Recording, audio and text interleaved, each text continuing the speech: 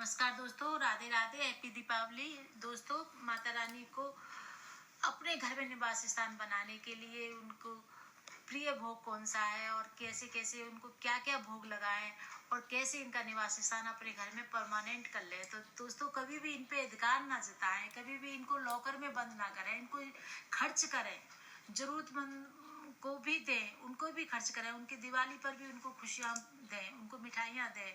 और जब भी आप इनको पुकारें, जब भी आपको लक्ष्मी जी की जरूरत हो, तो आप कहें, या देवी सर्वभूतेषु मातृ रूपेण संस्था नमस्तस्यै नमस्तस्यै नमस्तस्यै नमो नमः।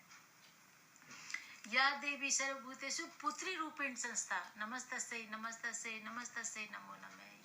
तो दोस्तों, पुत्री और माँ के रूप में पुकारेंगे तो ये हमारे घर में हमेशा निवास स्थान बना लेंगी अपना। और कृष्ण के जो कृष्ण भक्त होते हैं, उनके घर में तो लक्ष्मी बिना बुलाए ही आके रहने लगती हैं।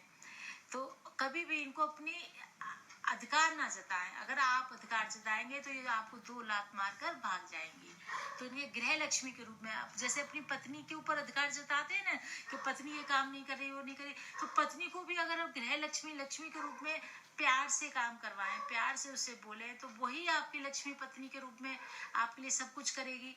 लेकिन जब आप अधिकार जताएंगे लक्ष्मी माँ को, तो ये तो 2 लात मारकर भाग जाएगी। तो इसको अच्छे से अपनी पुत्री और माँ के रूप में पुकारें, पूजा करें और खीर का, पान का, मखाने का, बतासे का, खिलौने का भोग लगाएं और खीर इस तरह से बनाएं जैसे मैं बताने वाली। तो दोस्तों, सफाई करने के बाद माता रानी की चौकी सजाकर, लाल कपड़ा बिछाकर उस पर माता रानी को स्थापित करके, तो माता रानी के भोग में नारियल जरूर चढ़ाएं।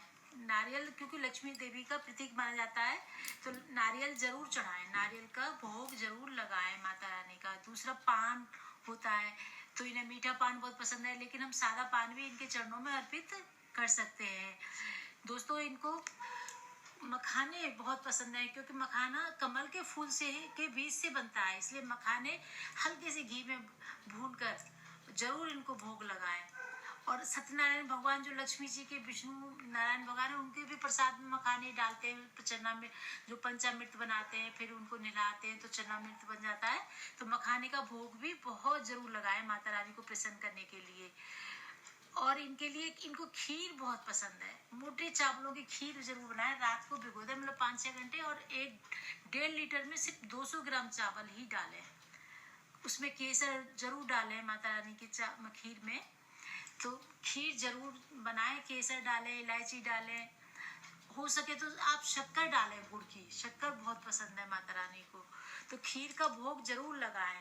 और माता रानी को सफ़ेद चीज़ें बहुत पसंद हैं, जैसे बतासे, खील, बतासों से बनी हुई खिलौने होते हैं, हाथी और पता नहीं क्या क्या तरह तरह के खिलौने बना के पूजा करते हैं।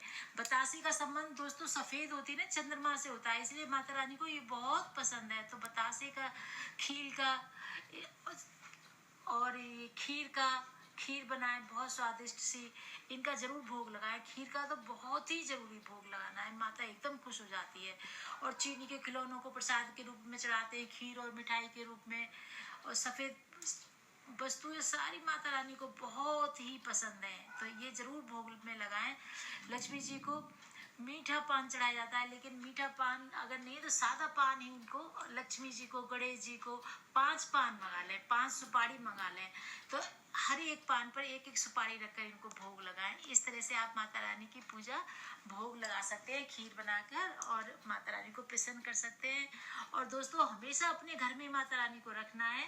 तो कभी भी इनको अपनी पत्नी के रूप में, मतलब अपनी दासी के रूप में, जैसे अधिकार जो होता है कि ये मेरी है, लॉकर में बंद करना लक्ष्मी को, मतलब रुपयों को सारे लॉकर में खर्च ना करना, ऐसे ना करें।